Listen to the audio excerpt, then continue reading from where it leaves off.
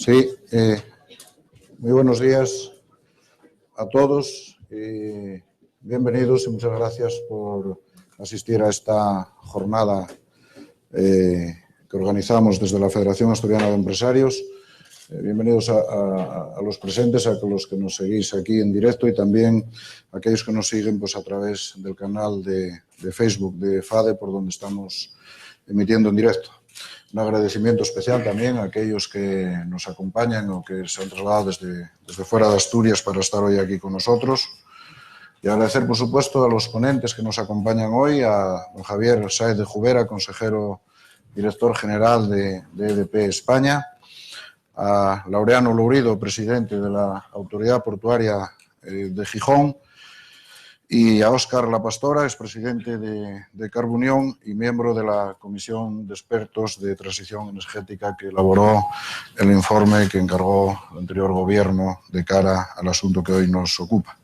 Gracias también a la Cámara de Comercio de Oviedo por acogernos hoy aquí en vuestras instalaciones y permitir que, bueno, pues que estemos aquí todos los empresarios, los de FADE y los de las cámaras, que somos todos los mismos, haciendo uso de vuestras instalaciones. Y pues muchas gracias. Y bueno, yo creo que de sobra conocido es ya el debate que nos trae hoy aquí, pero yo sobre todo antes de iniciar, bueno, pues esta mesa, me gustaría centrar una vez más el debate. Y centrar una vez más en el debate en el sentido de que hoy hemos venido aquí a hablar de transición energética, hemos venido a hablar del problema que pudiera acarrear en esta descarbonización un cierre anticipado de las centrales térmicas y no hemos venido a hablar de la extracción de carbón, del carbón nacional, del cierre de las explotaciones no rentables que están previstas, pues que tienen fechas de caducidad que son el 31 de diciembre de este año. Yo creo que son dos debates diferentes que coinciden en el tiempo, pero que en ningún caso debemos de mezclar. Entonces quede claro que lo que hoy nos ocupa y el debate que nos ocupa es el debate del carbón térmico, de la producción de energía a través de combustibles fósiles.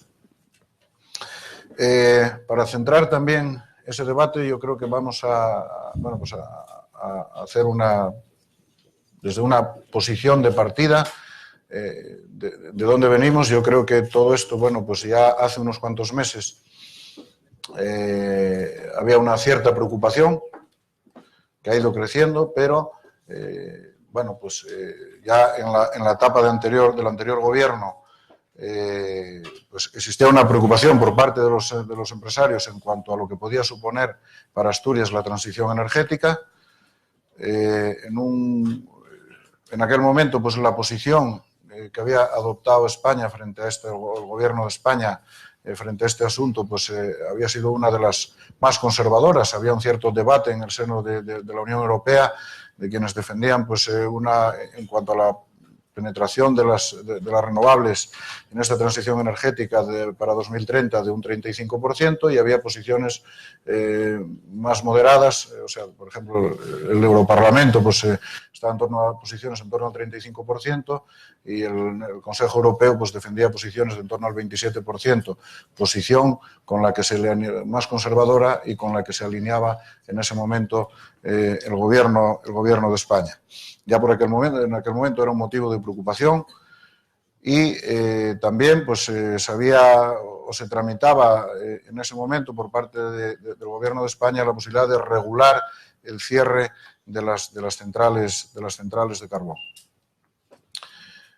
A raíz del cambio de gobierno, bueno, pues en este caso el nuevo gobierno y la nueva ministra fijan un cambio de posición con respecto a este asunto.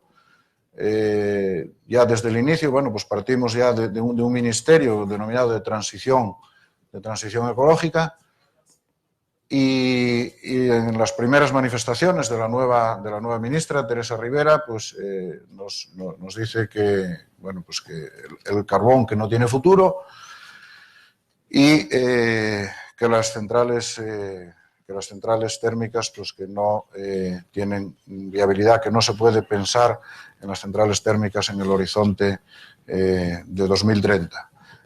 Desde entonces, bueno, pues han sucedido una serie de declaraciones y de manifestación de intenciones pues por todas las partes. Se han fijado posiciones desde el propio presidente del Principado de Asturias, pasando en este caso pues por los empresarios y también por los sindicatos, en que, bueno, pues todo el mundo, se han sucedido una serie de manifestaciones. Yo creo que todos estamos de acuerdo en que bueno, pues España tiene que converger con los objetivos de descarbonización y con los objetivos fijados por la Cumbre de París para 2030, en ese hito intermedio de 2030, pero que hay, bueno, pues que hay muchas formas de hacerlo y que es lo que debemos de analizar.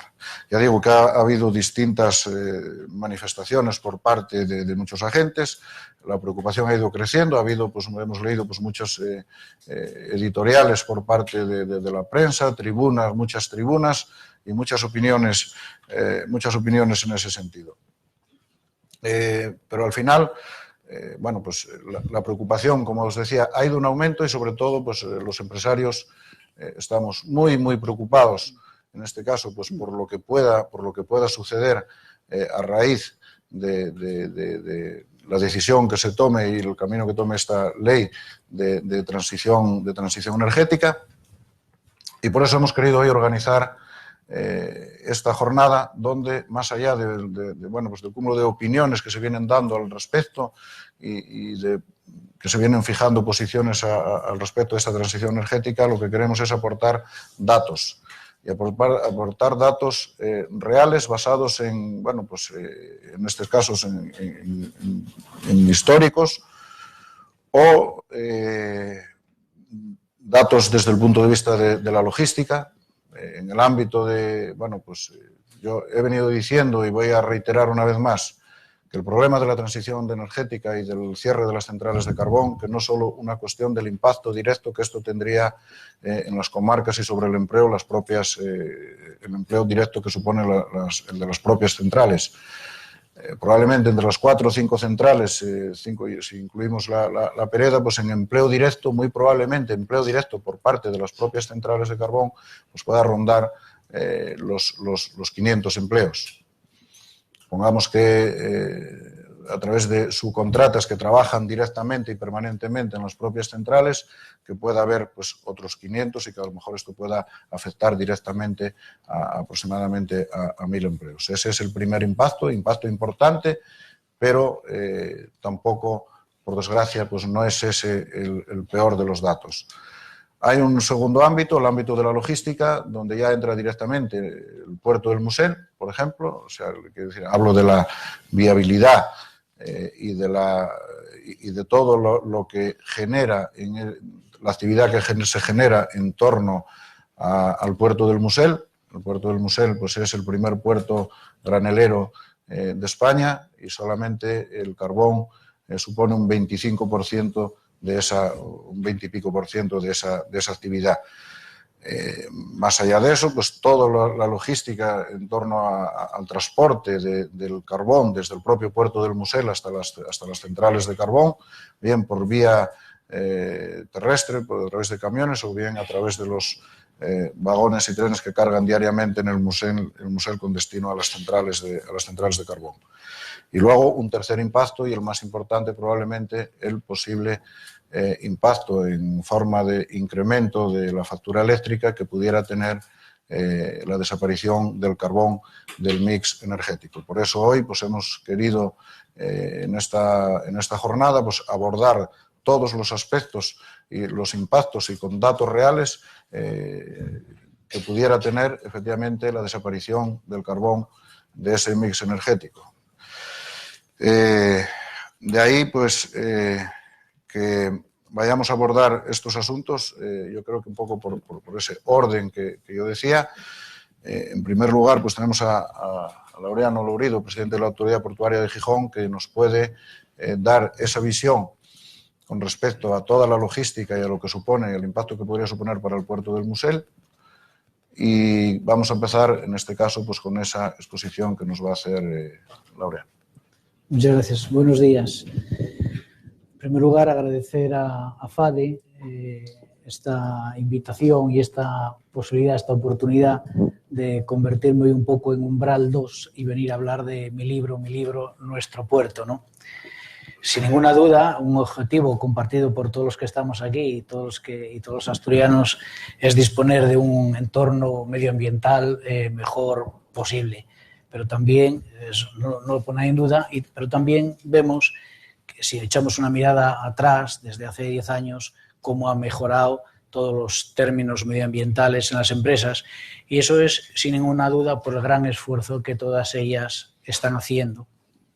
Dicho esto, yo quería darles algunos números, no les voy a emborrachar con cifras y cifras, sino aquellos que tengo grabados de alguna manera a cincel en el cerebro, y espero que no sea una visión apocalíptica, sino real. El puerto del Musel está en torno a los 22, jugamos entre 20 millones de toneladas y 22 millones de toneladas. Un poco, pues, que llueva más o llueva menos, pues hace que suba o bajen las toneladas. El año que llueve, los años que son húmedos, que llueve bastante, pues entonces la importación de carbón pues baja. Eso es lo que hace que estemos oscilando entre 2 millones de toneladas hacia arriba o hacia abajo. Dicho todo esto, sobre esos 21 millones de toneladas, la importancia del carbón térmico, exclusivamente del carbón térmico, como antes decía Belarmino muy bien, significa el 23%.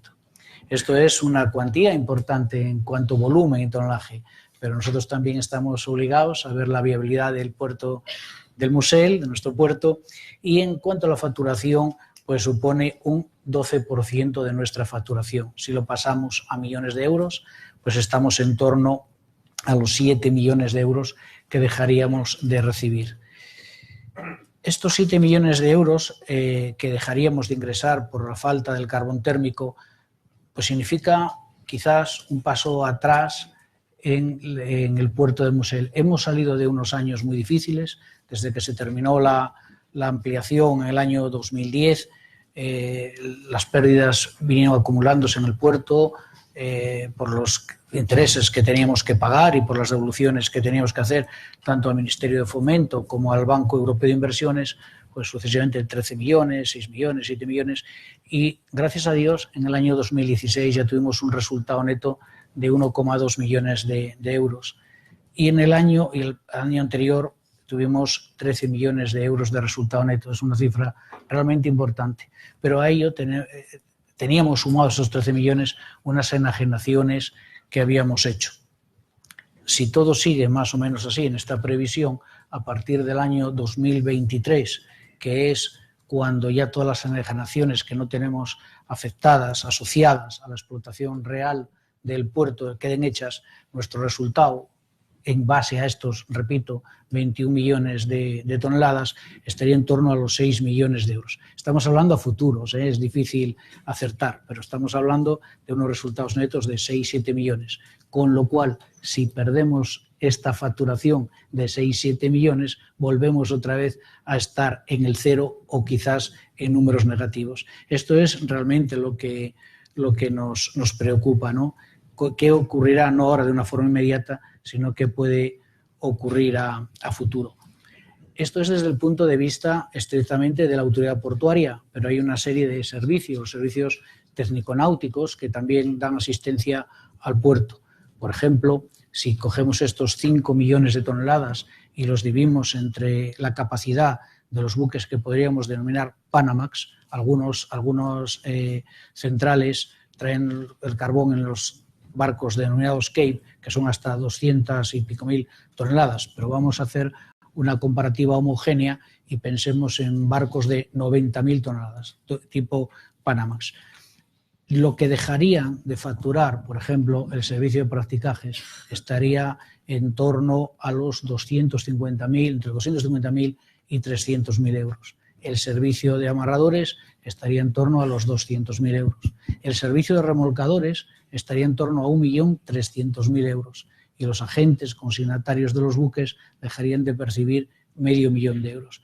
Estas cifras no son para emborrachar, sino para que tengamos un poco la medida de que cuando, por ejemplo, un servicio, pensemos en los remolcadores, dejan de percibir anualmente 1.300.000 euros, posiblemente no pueda renovar la flota, posiblemente tenga que reducir las tripulaciones, y todo eso redunda en una merma del servicio. Podría, tampoco hay que hacer una aseveración categórica en el beneficio. Entonces, si sumamos la afectación de los servicios técnico-náuticos, de los servicios del puerto a la propia autoridad portuaria, estamos pensando en dejar de percibir en torno a los 9-10 millones de euros, que es una cifra realmente pues muy importante. Hasta ahora, como antes hice referencia a Umbral, hablando de mi libro, los libros tienen páginas. Dentro de la autoridad portuaria, si tuviese 100 páginas, haciendo un símil, 70 páginas están escritas por la terminal más importante que tenemos en España, y posiblemente bailamos entre la quinta y la sexta más importante de Europa.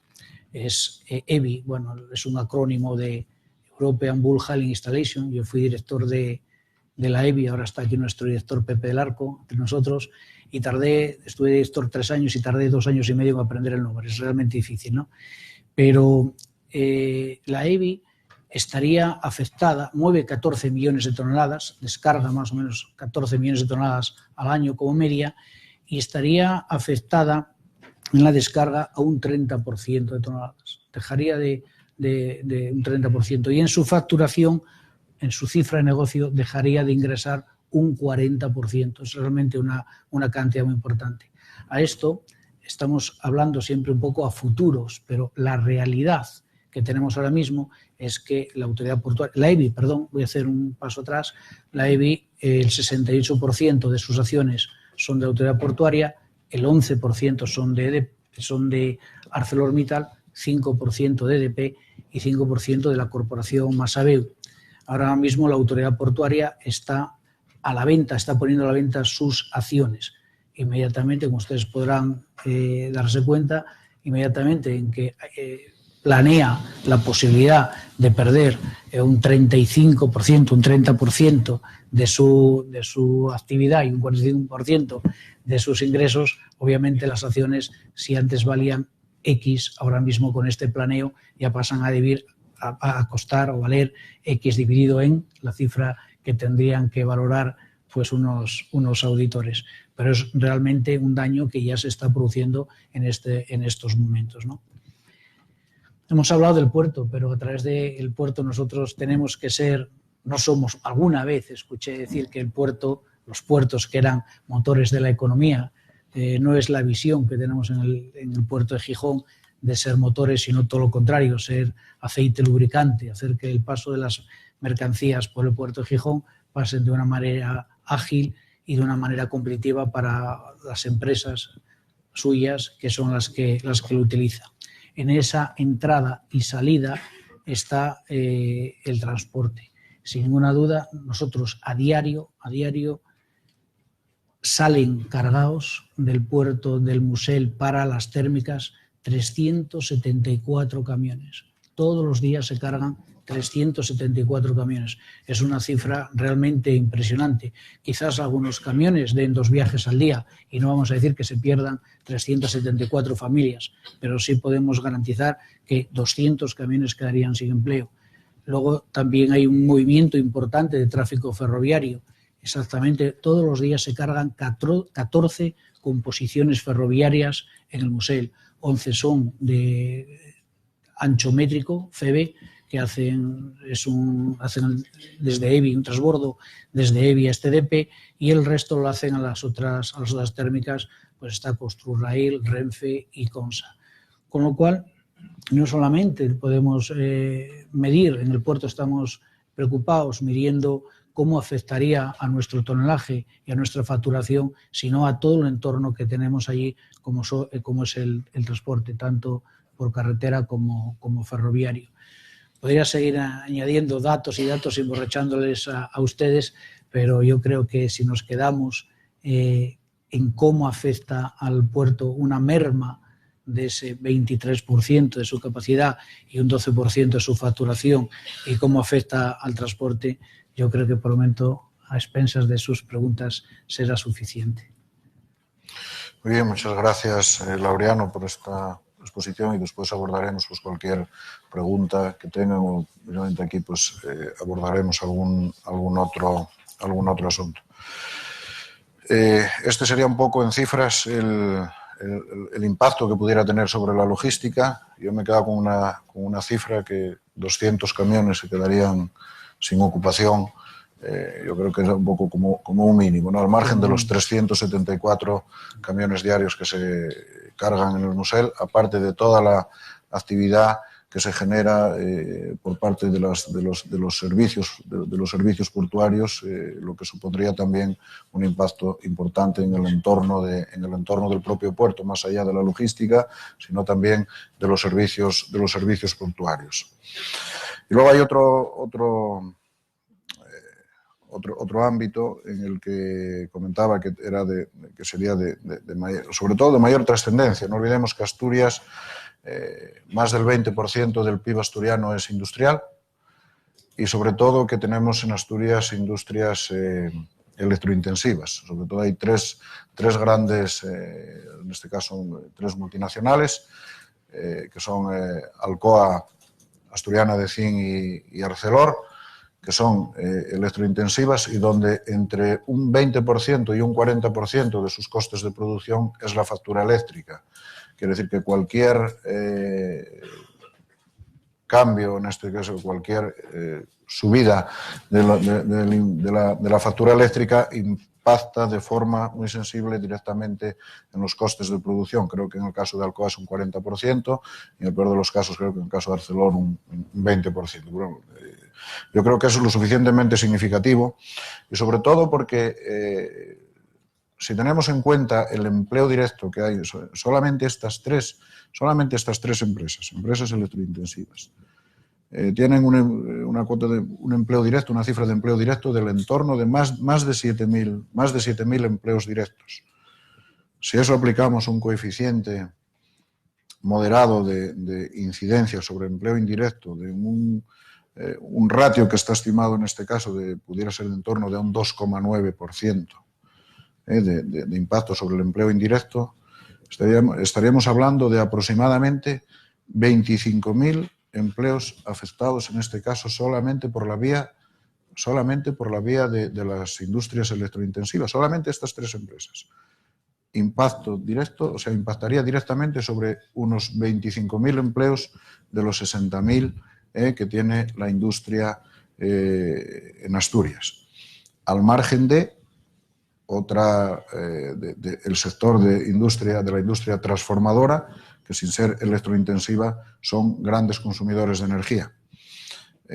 Ya pagamos la cuarta factura más cara de Europa. En España pagamos la cuarta factura eléctrica más cara de Europa.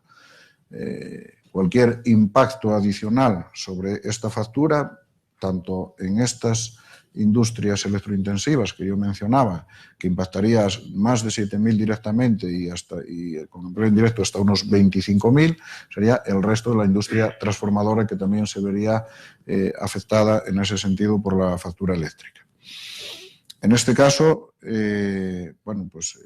Javier Sáenz de Jubera, yo creo que tiene todos los datos que porque nos pudieran un poco acercar a la realidad de lo que pudiera ser ese impacto sobre la factura eléctrica. También, si suprimimos el carbón, habría que ver un poco cómo impactaría en función de por qué se sustituya, por qué otro tipo de energía se pudiera sustituir, si es el gas, teniendo en cuenta que el gas contamina menos, pero también contamina. Habría que ver un poco el impacto también en la reducción de emisiones que tienen exactamente las térmicas y que pudieran tener si en este caso se sustituyen por gas. Hay informes, como hablábamos antes, hay informes de Greenpeace, que no es sospechoso en este caso, de emitir un informe que no pudiera ir en la vía de la descarbonización, donde parece que en cualquier caso prevé un incremento de los costes eléctricos. También habría que abordar otros temas, como pudiera ser el de asegurar el suministro.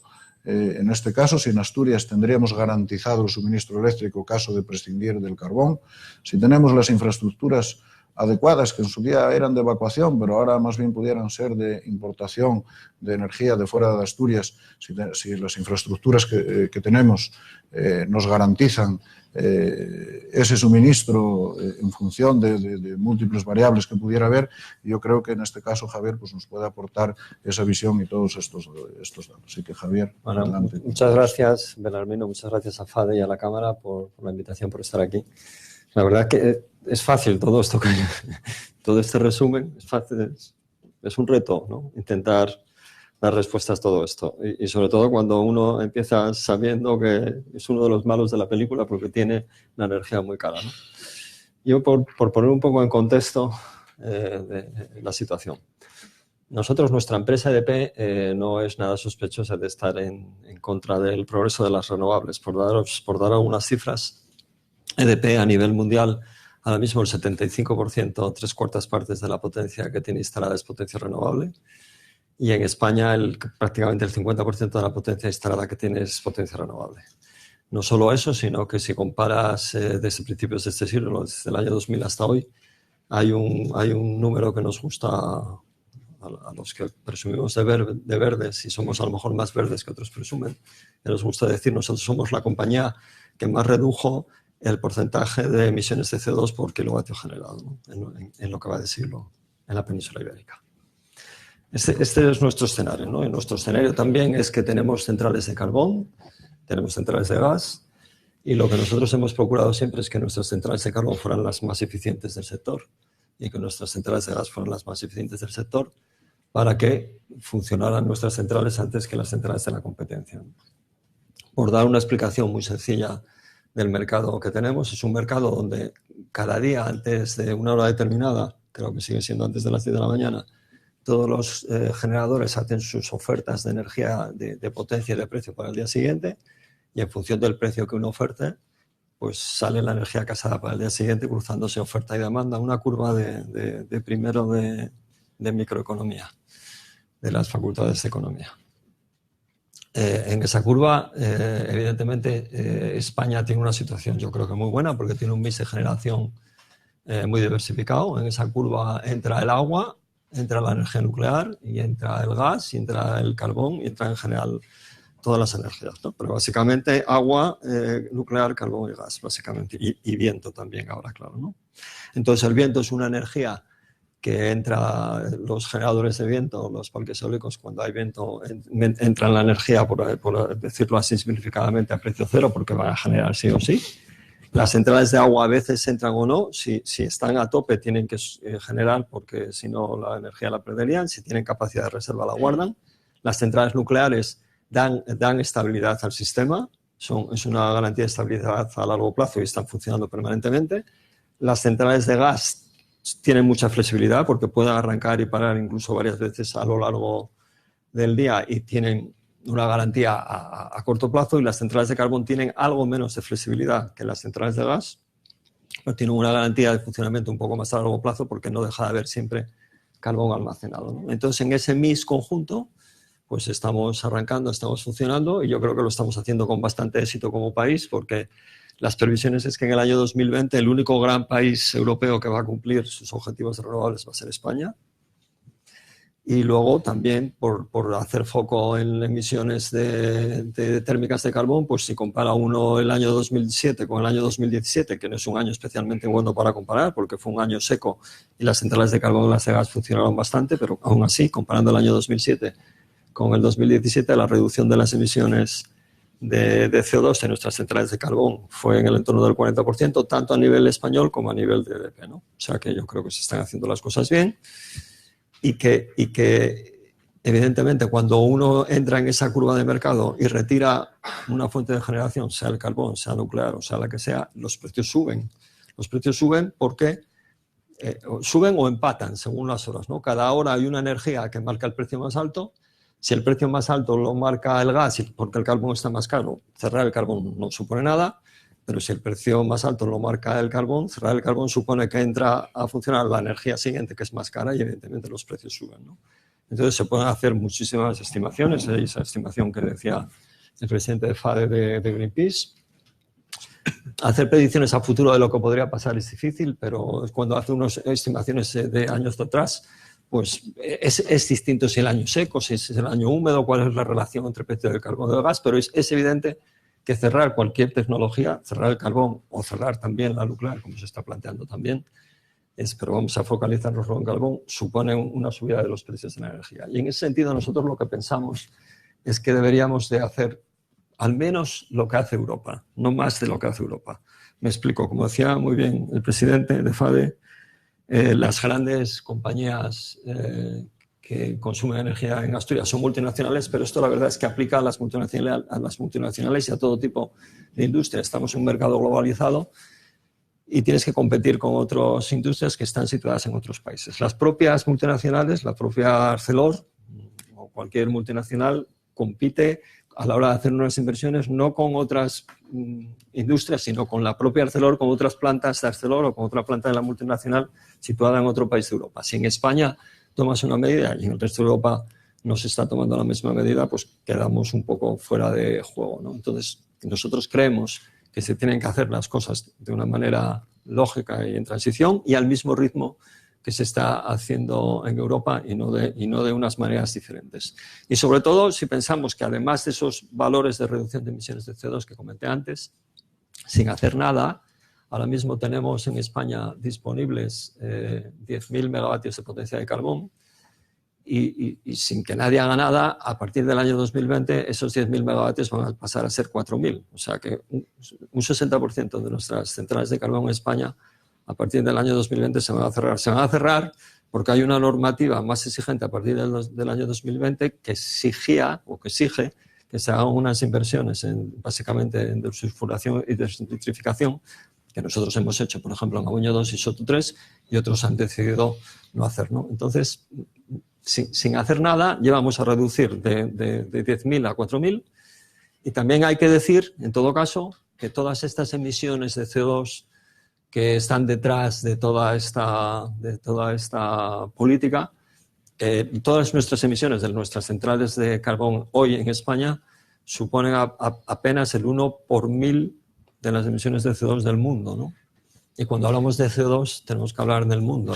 Las emisiones de CO2 no es algo que afecte al que vive al lado de la central. Al que vive al lado de la central afectan las partículas, los dióxidos de azufre, los dióxidos de nitrógeno, pero las emisiones de CO2 tenemos que hablar de las emisiones del mundo, ¿no? Entonces, cerrar las centrales de carbón, suponiendo que las centrales de carbón las cerráramos y que todas fueran sustituidas por energía renovable, cosa que no es posible a corto plazo, estaríamos hablando de reducir el 1 por 1000 las emisiones de CO2 del mundo, ¿no? Entonces, nuestra visión es que debemos de ir a los ritmos lógicos, debemos dejar que el mercado actúe. Nosotros no somos partidarios de que las centrales se cierren por decreto. Creemos que deben de estar en competencia carbón y CO2, precio de carbón y precio de CO2 en competencia con precio de gas y precio de CO2, y que en cada momento funcione la energía que sea más barata y más competitiva. Y ir además a cierres acelerados obligaría a procesos acelerados de instalación de energía renovable, y nosotros somos partidarios de que siga creciendo el parque renovable en España, pero no a un ritmo fuera de lógica. Estamos pagando ahora mismo en España, estamos pagando una parte importante del sobrecoste de la energía en España, la estamos pagando por decisiones que se tomaron en su momento de apostar por energía renovable, en algunos casos con tecnologías que todavía no estaban debidamente desarrolladas, ¿no? Y en ese sentido, esperamos que no se vuelvan a hacer errores de acelerar procesos de forma artificial, ¿no? Para empezar. Bueno, muchas gracias, Javier. Bueno, hay algunos otros asuntos que nos quedaron en el tintero, pero que abordaremos después. En cualquier caso, pues, yo creo que como dato claro de esta primera reflexión de Javier es que prescindir de cualquier tipo de energía en el mix supone un encarecimiento, eso es en cualquier caso. Probablemente luego nos puedes aportar qué hubiese pasado en el año 2016 y 2017 si hubiéramos prescindido del carbón, en qué medida se pudiera haber visto afectada la factura eléctrica. Y bueno, pues que al final pues el 1 por 1000 es lo que contaminan las centrales térmicas españolas y bueno, y probablemente no tenemos las que más contaminan.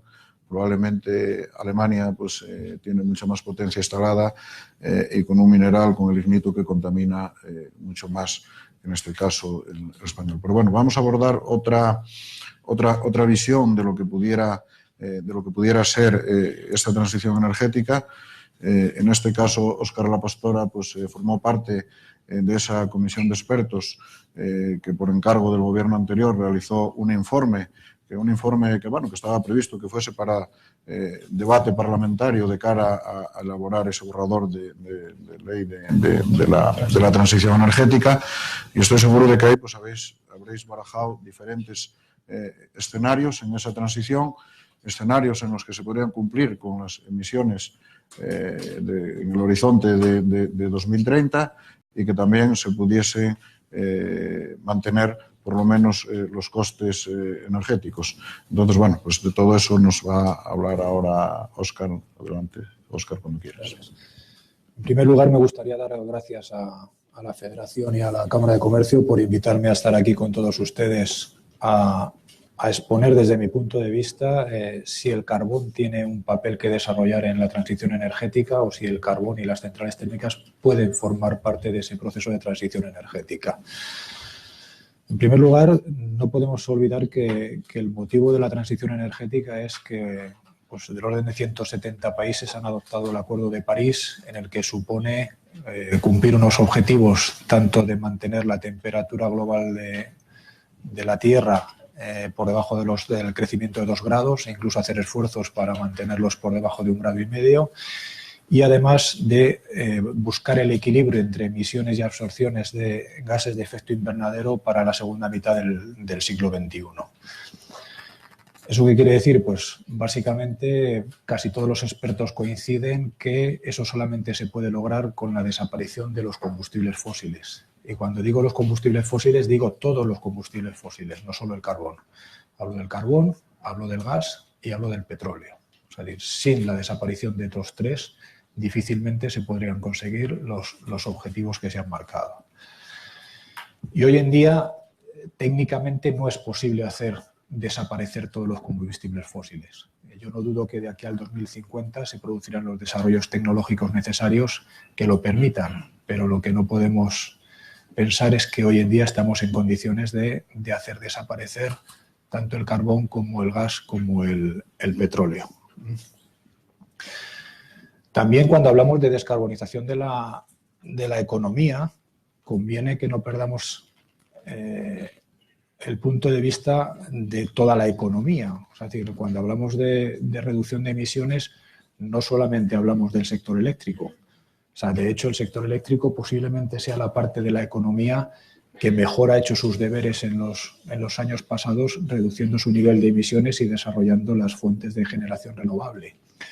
Sin embargo, tenemos otros sectores como el tema del transporte, donde las reducciones de emisiones pues, son muy pequeñas y donde si no se acometen también reformas, difícilmente solamente con el sector eléctrico seremos capaces de conseguir las reducciones de emisiones. Además, el conseguir la mayor electrificación de la economía para conseguir la reducción de emisiones va a hacer que sea necesaria mayor cantidad de fuentes de energía renovable o mayores inversiones en desarrollo de eólicas o fotovoltaicas, pero también otras mejoras como temas de eficiencia energética o gestión de la demanda, ¿no? Si tenemos, aquí simplemente muestro el mix de generación que ha habido en los 2 últimos años. El año 2017 fue un año, como antes decía Javier, muy seco, donde prácticamente pues, solamente un 7% de la generación fue por energía hidráulica, y eso hizo que el hueco térmico pues, fuera de un 32%. 9,6% con una mayor participación del gas y del carbón.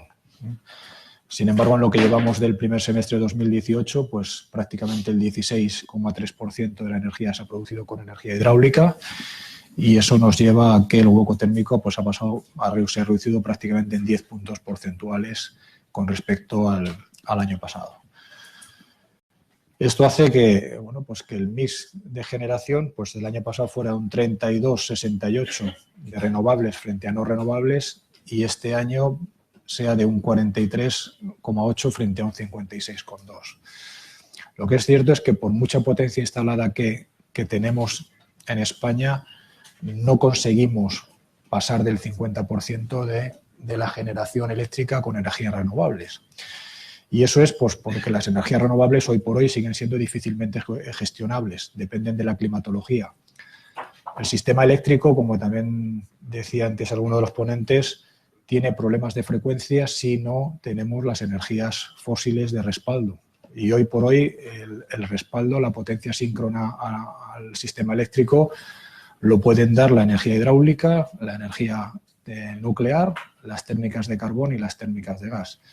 Si contamos que las nucleares están funcionando en base, con lo cual no podrían dar el respaldo en el momento que fuera necesario, y que la hidráulica pues también depende de la climatología y difícilmente en un año seco podrían servir de respaldo, pues nos quedamos con el carbón y el gas como únicas fuentes ahora mismo que podrían dar respaldo a las energías renovables.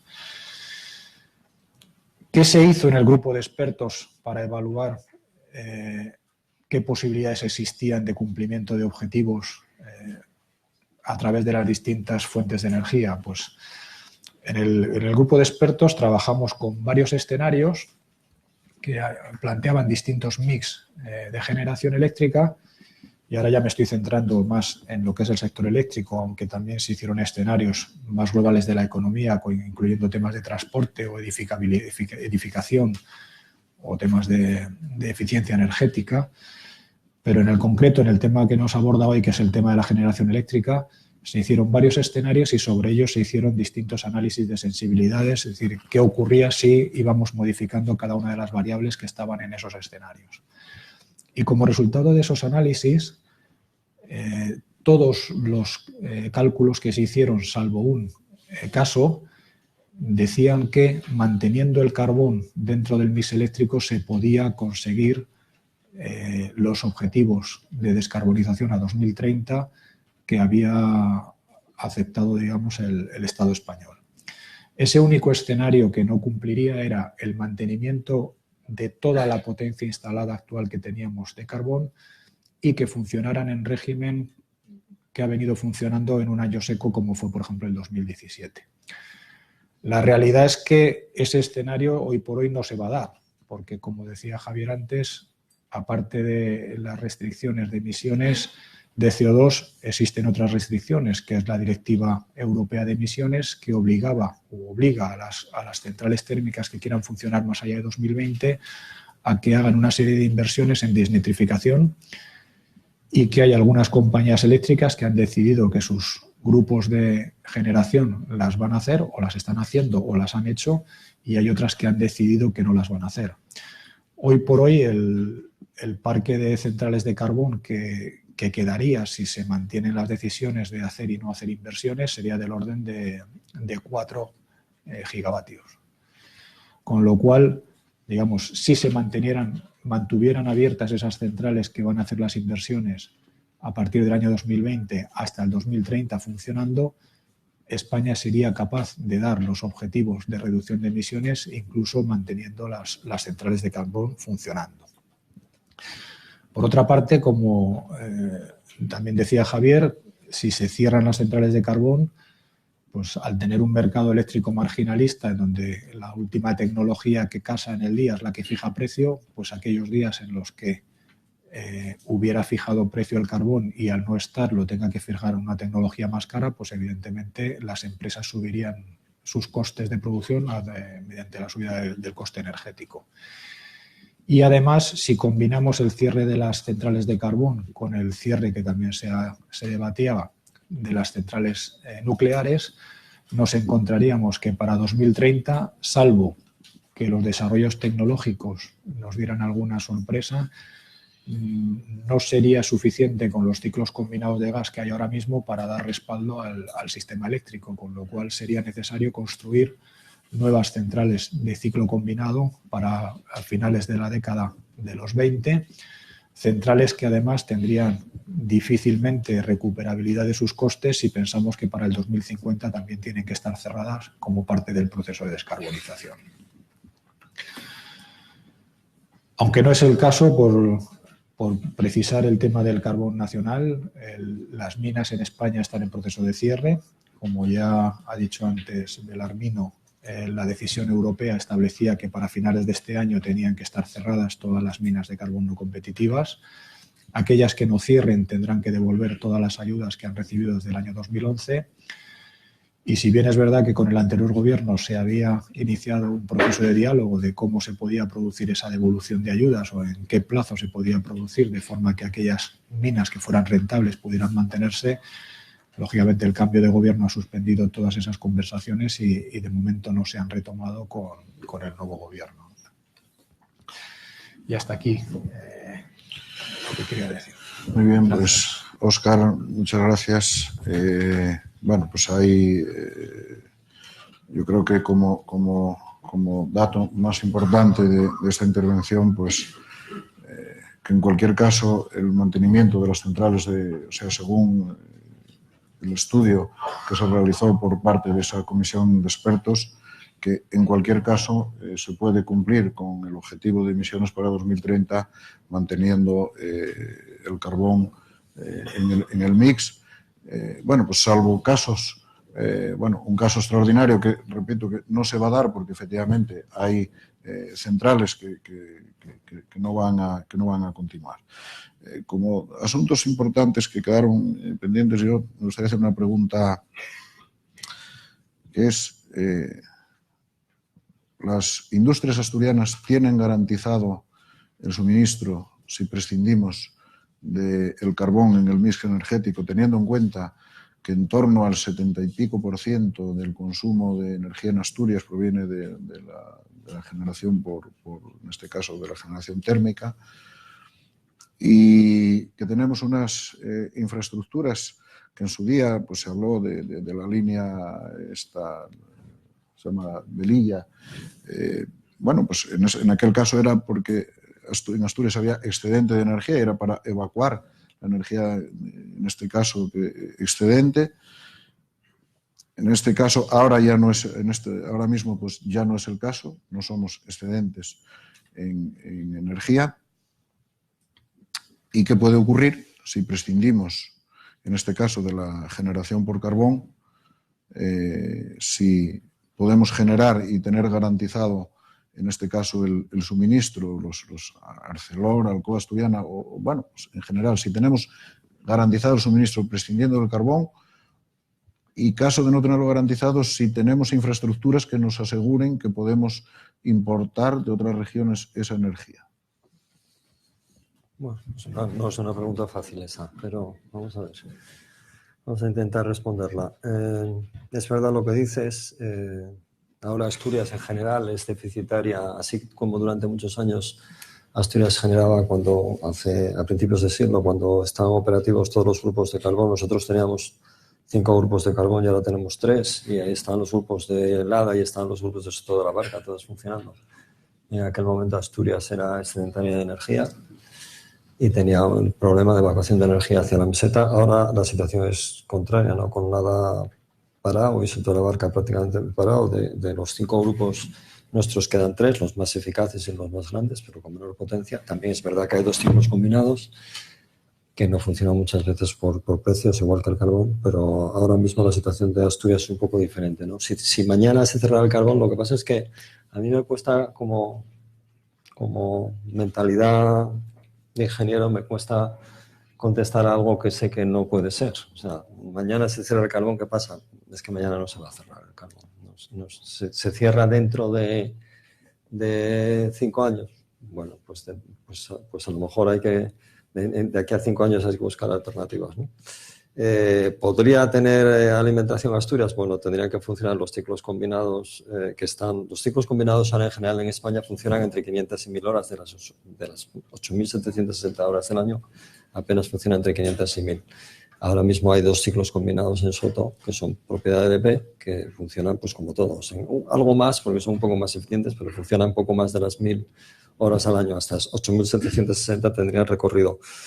Pero bueno, habría que hacer los números y no sé si con las líneas que hay ahora tendríamos potencia suficiente o, como antes decía Óscar, a lo mejor había que construir algún ciclo combinado a mayores, ¿no? Porque pensar en más energías renovables es un poco lo que comentábamos todos, ¿no? Que hay un problema técnico, hay estudios que dicen que ahora mismo el sistema nacional se necesitan 12.000 megavatios de potencia de respaldo entre hidráulica, carbón y gas. ¿Se solucionará en el futuro este problema técnico? Seguramente sí, pero no se va a solucionar a corto plazo, ¿no? Entonces, si mañana se cerrara el carbón, tendríamos un problema, pero no se va a cerrar el carbón mañana. Tardará unos años y se construirá alguna central. Se instalará más potencia, ¿no?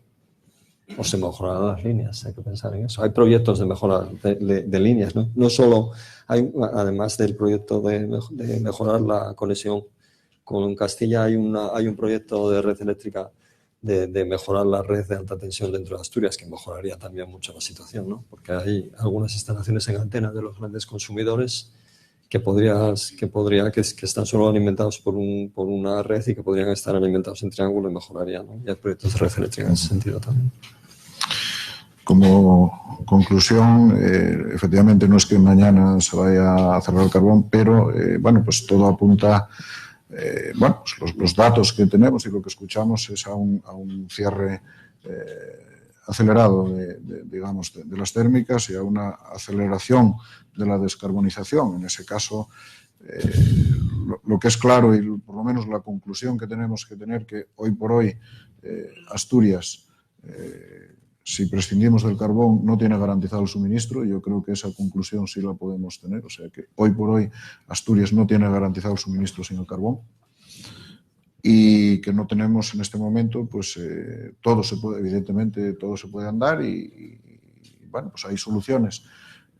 Instalar hoy una central de ciclo combinado en Asturias con el horizonte de cierre en 2030, pues entiendo que no tendría mucho sentido. O sea que si vamos a hacer centrales de ciclo combinado, o sea que no vamos a amortizar. O sea, al fin y al cabo todo es coste y el coste alguien lo tiene que pagar. Sí, eso es un poco lo que decía antes Óscar y también lo que comentaba yo, ¿no? Al final todo es coste, como acabas de decir, y si se hacen nuevas inversiones o se acelera o se entra en un proceso de acelerar, porque ahora yo creo que se están haciendo las cosas bien en procesos de subastas para que poco a poco vaya aumentando la potencia de energía renovable en España, pero si se hiciera un proceso acelerado para compensar el cierre de las térmicas, al final es coste que tiene que pagar el consumidor final, ¿no? Y es un poco lo que decía antes, ¿no? Que ya lo pagamos.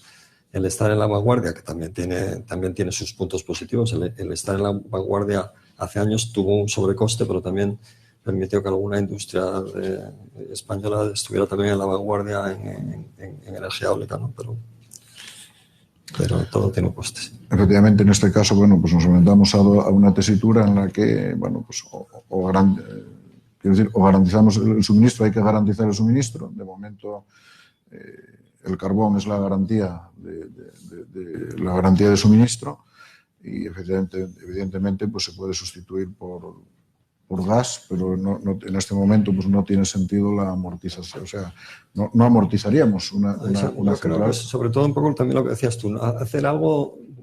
Hablabas de Alemania. Alemania tiene una parte muy, muy importante de su generación a partir de centrales de carbón. Y lo que no tiene mucho sentido es que nosotros hagamos cosas diferentes de Europa, porque al final las multinacionales van a decidir invertir en otros países de Europa. No ya, porque a veces Europa es siempre la reserva espiritual del mundo para todo, para todo. Y lo paga Europa porque muchas multinacionales se salen de Europa y se van a otros sitios. Pero si encima nosotros somos más europeístas que Europa, pues lo acabaremos pagando, ¿no? Evidentemente, tampoco la exigencia en este caso, en el caso de la Unión Europea, es una reducción de emisiones y unos objetivos para el conjunto de la Unión Europea. Quiero decir que no específico para cada territorio, y que en cualquier caso la propia Unión Europea ha dicho que hay que tener en cuenta también en esta transición las circunstancias de los territorios. Sí, pero como decía Javier, prácticamente de los grandes países, España va a ser el único que cumpla sus objetivos de reducciones para el 2020. Entonces, ¿tiene sentido ir más deprisa cuando sabemos que el ir más deprisa supone un sobrecoste? Evidentemente, podemos acelerar el proceso de descarbonización todo lo que queramos, pero lo que no tiene sentido es ir cerrando tecnologías antes de que el propio mercado lo requiera. O sea, si seguramente con la filosofía de la descarbonización la fiscalidad irá en línea de que pague más el que más contamine. Y igualmente los derechos de CO2 lo normal es que vayan incrementando su precio. Y eso por sí solo va a ir haciendo que las distintas tecnologías sean rentables en un momento determinado y dejen de serlo en un momento determinado. Entonces, si el propio mercado va a hacer que determinadas tecnologías vayan desapareciendo, pero lo que en principio parece que no tiene sentido es si tenemos que acelerar ese proceso y eso va a suponer un sobrecoste o una mayor inversión en nuevas plantas de generación, pues es lo que en principio no parece que tenga sentido y bueno, pues si se van a cumplir los objetivos, pues mantener el ritmo que mantienen el resto de los países de Europa, ¿no? Además, como eso, a veces también cuando utilizamos los términos de contaminación, cuando hablamos de CO2, CO2 tiene el problema que tiene desde el punto de vista global, desde el punto de vista de cambio climático, pero no es un problema para nadie, ¿no? El CO2 para el vecino de al lado. Entonces, y habría que ver el CO2 que producen, en este caso, pues países como China o Estados Unidos. Bueno, de los chinos nosotros no podemos decir nada malo. Todo No, evidentemente no, pero quiero decir que el impacto que puede tener las centrales de carbón con respecto al CO2 que produce China. O sea, quiero decir que luego hay otra cosa que también comenta Óscar, que es que la industria en general, no solo la generación de electricidad, sino la industria está haciendo sus deberes en el tema de emisiones. Quien no está haciendo sus deberes, porque supongo que es un tema más complicado de gestionar políticamente, es el transporte. El transporte está casi igual que hace 15 años y la industria no se parece en nada, ni los niveles de contaminación, no solo de CO2, sino los niveles de contaminación, ni los niveles de CO2 de la industria en general. No hablo de generación eléctrica, de la industria en general. Hoy no tiene nada que ver con los del año 2000. El transporte está igual. Probablemente una ordenación en el área central de Asturias del transporte, si fuéramos en esa dirección, probablemente en materia de emisiones probablemente avanzaríamos más que cerrando las térmicas, y es un asunto que lleva años ahí, el tema del área metropolitana y de coordinar el transporte, pero ese no es el debate de hoy. Quedan algunos asuntos pendientes, pero vamos a dar paso también a las preguntas que pudiera haber por parte en este caso, por parte del público que hay en la sala, que hoy es numeroso, y voy a reiterar el agradecimiento por la asistencia. Así que, bueno, pues tenemos micrófonos disponibles para formular las preguntas. Hola, buenos días. Me llamo Paula Maldó, soy consultora medioambiental. Lo primero que quiero decir es que entiendo perfectamente su preocupación, ¿vale? Entiendo que ahora mismo estén hablando mal y pronto acojonados por lo que diga la ministra, porque es la sensación que está transmitiendo todo el mundo. También me da la sensación que están queriendo acojonar un poquito más a la población. Ya que han estado hablando de números, me gustaría darles algunos números. Hay que calcular también el impacto de la no descarbonización en las empresas, ¿vale? Ahora mismo está calculado que hay unas pérdidas y va a ser innecesaria unos gastos de 72 millones de euros en Asturias solo por el hecho de la subida del nivel del mar en los próximos años, que no son ni sus 7 millones del Musel, ni los 200.000 y pico euros de otras empresas, ni de logística, ni demás. Por otro lado, los números están para jugar con ellos y me parece fenomenal, pero me parece increíble y un poco de vergüenza, la verdad, que utilicen el dato de emisiones de España y lo comparen con el resto del mundo. O sea, están comparando una economía del primer mundo con economías emergentes, con economías de países desarrollados que ni siquiera se pueden permitir nuevas tecnologías y tecnologías de descarbonización, España es la cuarta emisora de Europa, que es con quien nos tenemos que comparar. No compararnos con la India, no compararnos con Tailandia, ¿vale? Somos el cuarto emisor a nivel de cambio climático, a nivel de emisiones, ¿vale? Y por otro lado también, que ya que nos preocupa tanto el impacto del cambio climático y de la descarbonización en las empresas y cómo nos va a doler al bolsillo, a lo mejor también habría que tener en cuenta el informe Stern, que ya es de 2006, que desde 2006 hasta ahora con las notas y todos los estudios científicos ya nos dicen que la cosa ha ido a peor y se calculaba una recesión mundial del 20% en todos los países por culpa del cambio climático.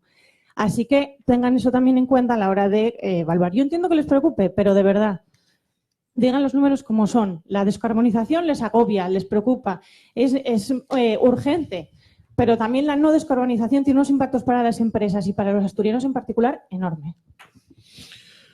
Yo creo que en ningún caso estamos obviando la descarbonización.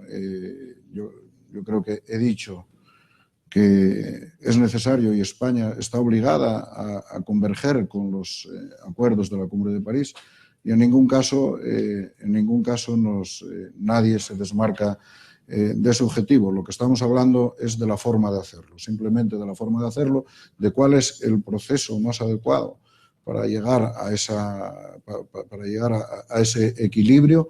Yo creo que hay que tener en cuenta que efectivamente y no nos apartamos en ningún caso de ese objetivo. Yo creo que todos tenemos conciencia de que tenemos que converger con esos objetivos y con esas emisiones. Yo creo que lo único que se plantea es la forma, de qué forma lo vamos a hacer, que sea viable, que sea compatible en este caso, con las personas, con los datos de empleo, de actividad económica y efectivamente que sea viable. Yo no sé si por aquí querías hacer alguna matización. No, yo lo único, como yo empecé mi intervención diciendo, y lo vuelvo a decir, nosotros como compañía EDP, a principios del siglo teníamos prácticamente el 0% de nuestra potencia instalada renovable y hoy tenemos el 75%. Algo hemos hecho. Sí, Óscar, querías un... No, yo simplemente quería decir que en ningún caso ninguno estamos planteando la no descarbonización o el no cumplimiento de los objetivos. Es decir, entonces, evidentemente, como tú decías, la forma de conseguir los objetivos son muchas. No estamos planteando la no consecución de los objetivos. Lo que hay que ver es, dentro de conseguir los objetivos, qué forma es la más razonable o qué forma es la que más se adecua a los distintos territorios. Y es lo que hay que ver en cada caso. Gracias. Sí. Hola, buenos días. Soy Alejandro García Monjardín, presidente de CESINTRA. Más que una pregunta es dar continuidad a lo expuesto por Laureano, que muy bien me estaba explicado, pero dando un poco de continuidad a la difícil ubicación de esas 200 empresas de transporte que digamos que podrían vivir exclusivamente del movimiento de carbón térmico. Es una difícil, por no decir imposible, reubicación, porque venimos de una crisis en la obra civil donde muchísimos transportistas tuvieron que salir de las empresas de obra. Muchos se reubicaron en el carbón en el puerto y otros salieron a la carretera. Y ya no es una cuestión de inversión, porque vamos, esas bañeras no te valdrían para nada. No es cuestión de inversión, es que no hay dónde ubicarles. No hay demanda donde colocar esos camiones, porque está todo saturado. Y si saturas más la carretera, pues con el consiguiente caída de precios y crisis total. O sea, dando continuidad a eso. Y cuando hablan de que el tema del transporte, por ejemplo, que no contribuyó a la reducción de CO2, lo que es el transporte de mercancías, por lo menos los transportistas, hablo de profesionales, los vehículos cambiaron bastante y contaminan bastante menos. Igual posiblemente en el transporte de mercancías se haya contribuido más de lo que yo creo que se expuso en esa mesa. Tal vez no todo lo que tenía que ser, pero bastante más. Ahora, si ahí incluimos transporte, metemos transporte de viajeros, transporte por los centros urbanos, lo que hablábamos de la gran metrópoli y todo eso, pues entonces sí, estaría completamente de acuerdo. Simplemente era eso. Gracias. Evidentemente, cuando hablábamos de la vertebración, en este caso del área central metropolitana, hablábamos de todo el transporte y de que, bueno, pues quería, lógicamente, ya no digo que por parte del transporte no se hayan hecho esfuerzos en esas reducciones, sino que, bueno, pues habría fórmulas en las cuales pudiéramos evitar movimientos que, evidentemente, pues alimentan, en este caso, las emisiones. No sé si Laureano, con respecto a lo comentario, quería hacer algún matiz. No, bueno, yo quería primero, ¿no? Alejandro, totalmente de acuerdo, ¿no? Con lo que él comenta, la preocupación y a la intervención primera de la señorita. Bueno, el puerto del Musel no vino aquí a llorar ni a rajarse las vestiduras, vinimos a contar datos concretos. Estamos trabajando en diversificar tráficos. Los contenedores están creciendo a la medida que crece la economía asturiana y aquellas otras autonomías a las cuales tenemos un área de influencia. Y también pues tendremos unas oportunidades cuando se ponga en marcha la gasificadora, que estamos hablando pues 2 millones, si Dios quiere, entre 2 y 3 millones de toneladas más. O sea, no se trata de venir aquí a llorar, y mucho menos a mis 60 años, capitán de la Marina Mercante, muchos años navegando, estar acojonado, ¿no? Simplemente son datos que uno tiene, nada más, ¿no? Gracias. Hola, buenos días. Mi nombre es Pedro Otero y quería hacer una pregunta más bien abierta en el sentido siguiente, más para EDP quizás, ¿no?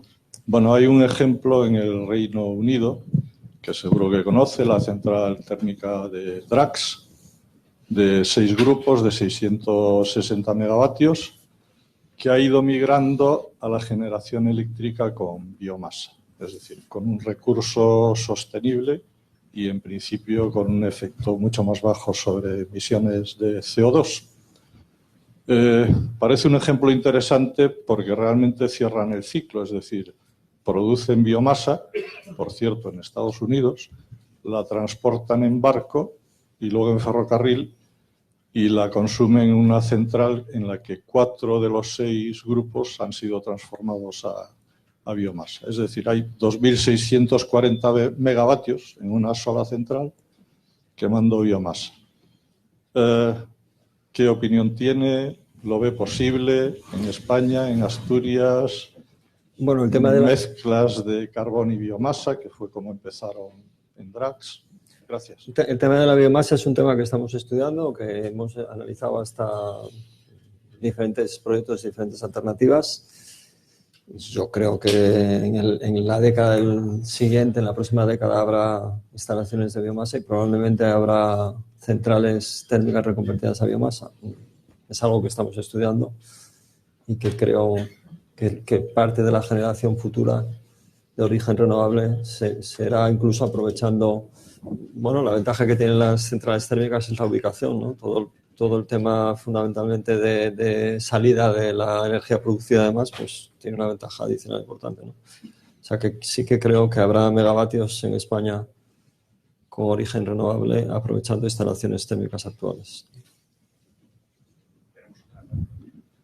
Hola, buenos días. Soy Julio Peláez y represento aquí en Asturias al Grupo Masa Bioindustria, que, como algunos sabréis, pues nuestras plantas actuales tienen el problema de la emisión de CO2, no solo desde el punto de vista de consumo de combustibles fósiles, sino también por el propio proceso productivo donde se produce una descarbonatación de la materia prima, ¿no? Me gustaría hacer una pregunta a la mesa. Antes, quizá una reflexión. Yo creo que el enemigo no es el carbón, el enemigo es el CO2. Entonces, el objetivo, yo creo, de todo el mundo y que todo el mundo tiene claro es que hay que limitar las emisiones de CO2.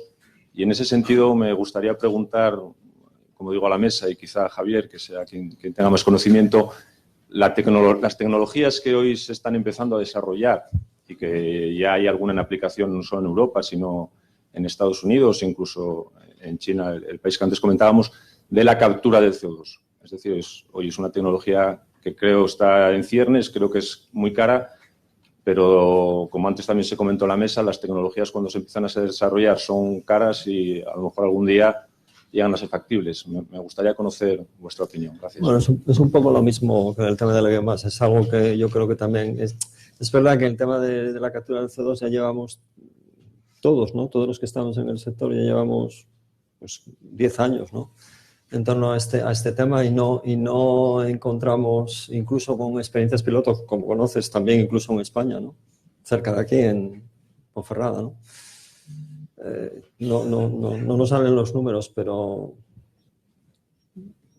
yo si tuviera que priorizar, si es una pura predicción, creo que antes habrá centrales de biomasa, aprovechando centrales térmicas que centrales de carbón con captura de CO2, creo. A lo mejor me equivoco radicalmente. Bueno, si me permitís, y abusando, digamos que por alusiones, porque fui responsable del proyecto de captura de CO2 de Ciudad en Ponferrada. Vamos a ver, en cuanto a los temas del cemento, hay una iniciativa de la ECRA alemana, muy reciente, en la que han decidido probar la tecnología de oxicombustión, que yo sinceramente creo que es la que mejor se adapta como tecnología de combustión para luego capturar el CO2 no solo procedente de la quema del combustible fósil, sino de la liberación del CO2 de la materia prima. Por cierto, esto se lo propusimos a ECRA en el año 2010 y en aquel momento estaban empeñados en la absorción química. La oxicombustión en ese caso tiene una ventaja enorme y es que posibilitaría la utilización de proporciones mucho mayores de combustibles alternativos de bajo poder calorífico. Y eso es una ventaja evidente. Bueno, en cuanto a la captura de CO2, efectivamente los números no salen. Tampoco salían los números de la eólica, ni de la fotovoltaica, ni la termoeléctrica, ni de cantidad, ni de las desulfuradoras. O sea, las desulfuradoras empezaron en los años 70 costando 100 por unidad de potencia instalada. Y 20 años después, la inversión pasó de 100 a 30. Con las renovables está pasando exactamente lo mismo. Y además están consiguiéndose bajadas de costes superiores a las que se habían previsto. Con el tema de la captura y almacenamiento de CO2, pues el problema no es la captura, el problema es un proceso industrial más que se hace en multitud de lugares. El problema es el almacenamiento. Y en el almacenamiento Europa lo tiene claro. O sea, de momento, a no ser que apriete mucho la piedra en el zapato, las cuestiones de opinión pública y las cuestiones de legislar sobre algo que puede estar a cientos de kilómetros de distancia de donde se quedan los beneficios de la generación, no se resuelve. Solo hay una esperanza. Como siempre, los listos se posicionan. O sea, Noruega lo que está diciendo es: construyan ustedes plantas de captura de CO2, que yo admito todo el CO2 que puedan generar, que pueda generar toda Europa. ¿Para qué? Pues para hacer extracción mejorada de petróleo y gas en sus yacimientos. O sea, al final es un problema de cosas y de política.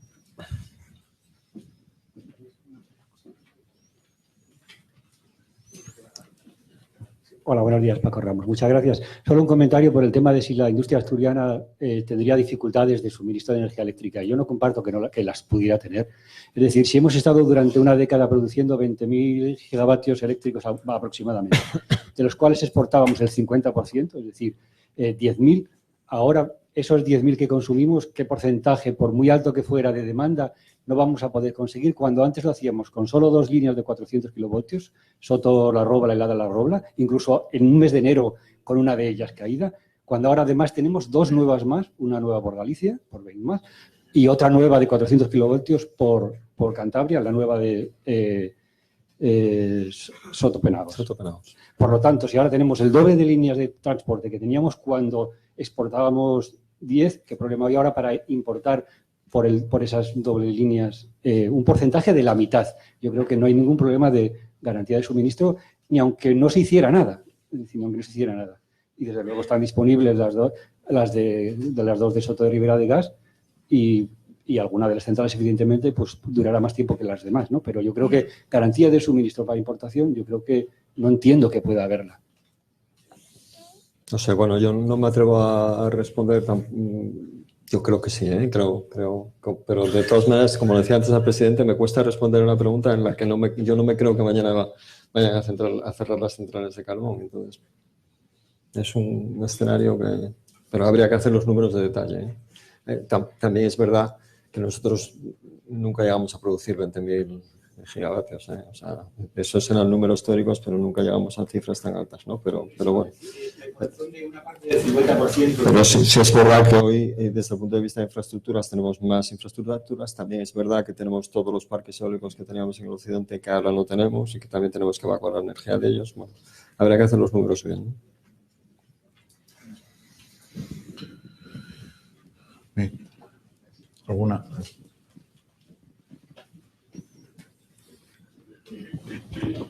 Buenos días, mi nombre es José Luis Alperi. Primero quería felicitar a FADE por la oportunidad de la mesa redonda y a los ponentes, evidentemente, por los puntos de vista, ¿no? Yo quería hacer solo una anotación que no la escuché, pero el impacto de la descarbonización en el sector de la minería autóctono son en torno a 2.000 empleos, como mínimo, ¿no? Directo. Por tanto, eso yo creo que también debería tenerse en cuenta y hablarse alguna vez de carbón autóctono, que se hace más bien poco. Y bueno, no voy a entrar en el debate ni nada, simplemente voy a hacer una pregunta, porque Óscar lo tocó de pasada. Yo sé que hay alguna iniciativa de destinar dinero que se pueda sacar de las subastas de los derechos de emisión, etcétera, etcétera, pero era a ver si tanto Óscar como Javier, ¿qué opinión tienen de esa comercialización? Yo me gusta llamar de esa burbuja de los derechos de emisión, porque realmente se han comprado, se venderán cuando llegue el momento y, bueno, dentro de los escenarios de la Comisión de Expertos también se barajó algunos precios. Bueno, ¿qué opinión tienen de la influencia de esos derechos de emisión o de ese precio o comercio de los derechos de emisión sobre todo este proceso de descarbonización? Gracias. Bueno, yo, José Luis, de este tema, yo creo que de los derechos de emisión, cuando se lanzó el tema de los derechos de emisión hace ya 10 años, ¿no? En aquel momento los expertos, los gurús, decían que los derechos de emisión iban a estar en 25 y en 30 y en 40 euros la tonelada, y empezó el mercado y enseguida se pusieron a 5, a 6 o 7. Y luego, quiero decir que dar predicciones sobre algo que nunca hemos acertado, entonces no sé. Ahora parece que estamos en una tendencia, están en el entorno de los 15 ahora, ¿no? Euros. Y no sé, a mí me parece que es una política, todo es mejorable, pero es que es una política acertada, ¿no? Pero... O sea, la bola de cristal no la tenemos nadie. O sea, lo que parece decir el sentido común es que a medida que se vayan reduciendo las emisiones, el precio del CO2 irá subiendo, y que a medida que se quiera penalizar a las tecnologías que más emiten, pues lo lógico es que los derechos de CO2 sean cada vez más caros. La realidad es, como decía Javier, que hace años se pensaba que esos precios iban a llegar bastante por encima de lo que están hoy en día, y de hecho uno de los motivos de toda la paralización de las investigaciones y de los desarrollos en materia de captura es que es más barato hoy por hoy comprar los derechos de CO2 que invertir en capturar y almacenarlo, ¿no? Entonces, es complicado. O sea, parece lógico pensar que van a ir creciendo los precios del CO2, pero bueno, la verdad es que las predicciones siempre se acierta más a toro pasado que a futuro.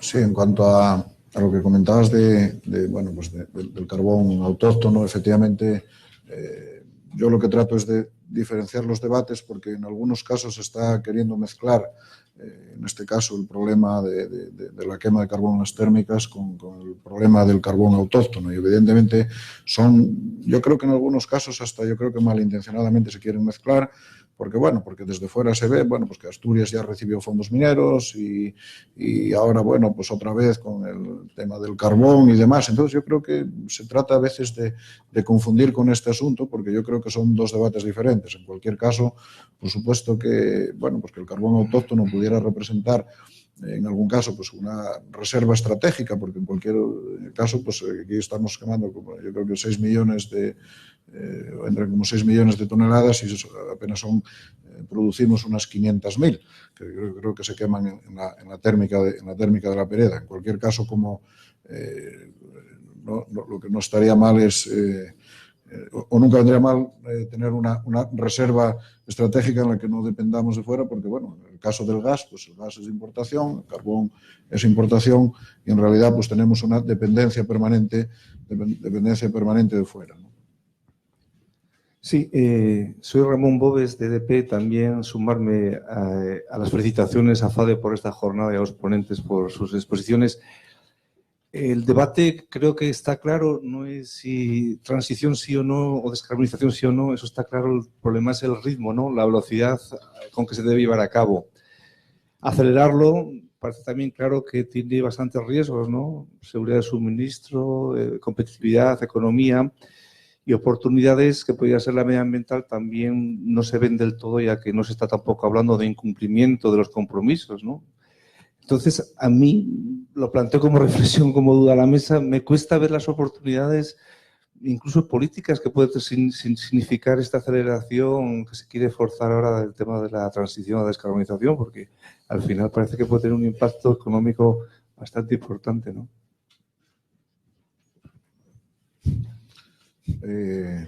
Evidentemente,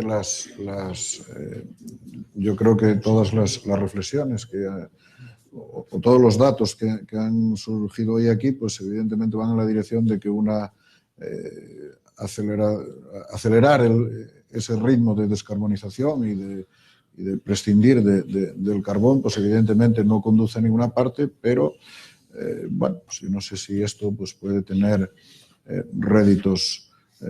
Estamos hablando de una región muy afectada y no sé si en otros ámbitos pues puede tener otros réditos políticos.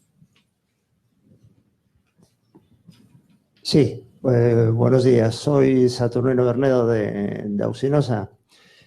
Yo coincido mucho o bastante con lo que ha dicho este señor de EDP y me da la sensación de que esto tiene más un calado político que un calado económico. Creo más y me da la sensación de que esto se está utilizando más como una cortina de humo política, en el sentido de, ¿cómo diría yo?, tapar otros agujeros que tiene el país en estos momentos, como puede ser el proceso en Cataluña, y cargarnos a nosotros el muerto de la descarbonización. Bueno, a lo mejor he sido un poco demasiado claro, pero bueno, es una reflexión mía personal y bueno, quería dejarla ahí, nada más. Bueno, muchas gracias.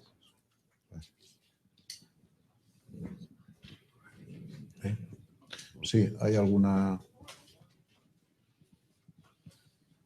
Bien, pues bueno, si no hay ninguna otra pregunta, yo creo que como conclusiones, yo creo que el debate de hoy se centraba sobre el ritmo que queramos dar a este proceso de transición energética. Creo que ha quedado claro que cerrar cualquier, o prescindir de cualquier tipo de energía del mix ha quedado claro. Yo creo que encarecería la factura eléctrica. Yo no sé si, por último, Javier tenía algún dato de los años 16 o 17. Es que... de etapas históricamente. Sí. O sea, ¿qué hubiese ocurrido, ¿qué hubiese ocurrido con la factura eléctrica en el año 2016 o 2017 sin el carbón en el mix? Creo que recordar que Greenpeace decía que, en lo que salió publicado, que subiría un 12%, creo recordar, no lo aseguro. Si se hablaba de cerrar el carbón y cerrar nuclear, y que si cerraba el carbón subiría el 12%. Nosotros hicimos unos números a pasado, porque, como digo, todo depende de si el año sea húmedo o seco, de la diferencia entre el mix entre gas y electricidad. Y, por ejemplo, en el año 2016, cerrar el carbón nos salía una subida aproximada del 8% del coste de la energía. Y en el año, al revés, en el año 16 subía el 16% y en el año 17 el 8%. O sea, que no es fácil decirlo porque depende de quién está marcando el precio más caro y también depende de cuál es la diferencia entre el que marca el precio más caro y el siguiente. O sea, entonces, bueno, en cualquier caso, 8, 10, 12%. En cualquier caso, yo creo que sí está claro, porque en este caso no estamos hablando de futuro, estamos hablando de datos históricos. y bueno, pues en función evidentemente de la climatología y de otros factores que puedan influir, pero hablamos de un 16% en el año 2016 y un 8% en el año 2017, que la media es del 12%, y parece que los estudios de Greenpeace, que repito que no es sospechoso en ese sentido, pues que iban en la misma línea de encarecimiento. Entonces, bueno, yo creo que como conclusiones, prescindir del carbón supone a todas luces un encarecimiento de la factura eléctrica, que en cualquier caso parece que, bueno, pues casi en cualquier escenario de los que manejaba, o sea, salvo en uno que no se puede dar, en cualquier escenario de los que manejaba la comisión de expertos, en este caso, que realizó el informe sobre la transición energética, se cumplía con los objetivos de emisiones de CO2 y que, bueno, que en este caso, pues yo creo que hay una coincidencia en que un cierre, en este caso, o sea, o una aceleración del proceso de transición, pues ya tuvo sus costes en el pasado el tomar decisiones precipitadas, y creo que en este caso pues que lo que se aconseja es ir un poco al ritmo de que, bueno, pues que van marcando en cada caso los datos y las circunstancias. Evidentemente, convencimiento total de que sí tenemos que converger con esos objetivos y que estamos por la labor, pero que en cualquier caso lo que se recomienda pues es, en este caso, prudencia y en ningún caso acelerar este proceso. Y, bueno, pues reiterar la preocupación, en este caso, pues que en una región como Asturias, bueno, pues en las circunstancias que comentaba, donde tenemos más de un 20% del PIB en el sector industrial, un 15% del empleo en el sector industrial, y que, bueno, yo creo que la mayor preocupación nos viene de las últimas declaraciones de la ministra, donde dijo que en este proceso de transición que habría ganadores y perdedores, y yo creo que en este caso desde FADE creo que tenemos la obligación de, bueno, pues de exigir en este caso pues que se estudie a fondo este proceso y de no poner en riesgo la viabilidad ni de las industrias ni de los empleos. Entonces, en este caso, si tenemos que ser en Asturias perdedores, una vez más, yo creo que no estamos en condiciones de asumirlo, y todo apunta a que esto, hecho de una forma acelerada, pues pudiera suponer una nueva reconversión. Y ya hemos tenido reconversiones suficientes en Asturias, cuando en este caso pues claramente parece que se puede evitar esa reconversión, y que no estamos en ningún caso preparados para asumirla, ni tenemos por qué asumir esa reconversión desde el punto de vista de la industria, de la logística, de los puertos, y en cualquier caso cuando está claro que podemos converger con esos objetivos de emisiones. Entonces, no queremos ser los perdedores, y la industria y el empleo en Asturias no pueden ser una vez más perdedores. De ahí el interés que desde FADE teníamos en aportar datos. Yo creo que son datos objetivos, o sea que por una parte expresar ese compromiso con la descarbonización y compromiso con el converger con esos datos, con esos objetivos que tenemos, pero yo creo que de una forma ordenada y a medida que vayan marcando los acontecimientos y en cualquier caso con previsión, y que no nos soluciona el problema un bálsamo similar al de los fondos mineros, sino que estamos hablando de otra cosa, y así lo vemos desde FADE, y así lo vemos desde Asturias. Muchas gracias a los ponentes en este caso por estar hoy aquí con nosotros, y muchas gracias a los asistentes. Buenos días.